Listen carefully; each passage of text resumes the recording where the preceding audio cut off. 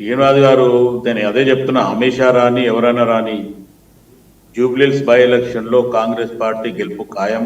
ఉమ్, already అది ప్రజలు నిర్ణయం కూడా చేయడం జరిగింది. ఇప్పుడు ఉన్న పరిస్థితిలో ఏదైతే మొన్న మీరు అన్నట్టు ఒకవేళ అమిత్ షా చెప్పినా లేకపోతే జనసేన వాళ్ళు ఈ రోజు పవన్ కళ్యాణ్ కానీ లేకపోతే ఇటు చంద్రబాబు నాయుడు కానీ లేకపోతే మిగతా వాళ్ళు ఎవరు కూడా మీరు అన్నట్టు బహిర్గతంగా ఏం లేరు. ఒకవేళ ఇంటర్నల్ వాళ్ళు ఏమన్నా మాట్లాడుకున్నా కానీ ఈరోజు టీడీపీ ఓట్ బ్యాంక్ అంతా టీఆర్ఎస్ కే పోయింది కదా.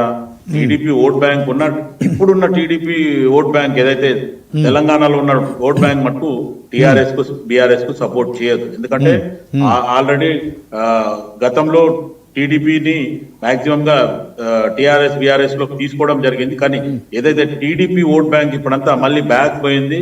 అది ఖచ్చితంగా టీడీపీ ఓట్ బ్యాంక్ కూడా దాంతో పాటు నేను బీజేపీకి చేస్తా అనేది కూడా అక్కడ మనం ఎక్కడ కూడా చెప్పలేము. ఎందుకంటే ఎప్పుడైతే ఆంధ్రప్రదేశ్ ముఖ్యమంత్రి చంద్రబాబు నాయుడు గారు కనుక వచ్చి జనరల్ గా పిలిపిస్తే మటుకు దానికి ఏమైనా మార్పులు చేర్పులు ఉంటాయి తప్ప ఈ ఏదో మనం ఊహించినట్టు అమిత్ షా చెప్పిండు చేసేస్తా అంటే ఆ రకంగా ఏం చేయరు. ఈరోజు ఆంధ్రప్రదేశ్ ప్రభుత్వం మీదనే బీజేపీ ప్రభుత్వం సెంటర్ లో ఆధారపడి ఉంది. దాంతో పాటు అదే బీహార్ లో నితీష్ కుమార్ మీద ఆధారపడి ఉంది. కాబట్టి అమిత్ షా గాని నరేంద్ర మోదీ గాని ఎక్కడ కూడా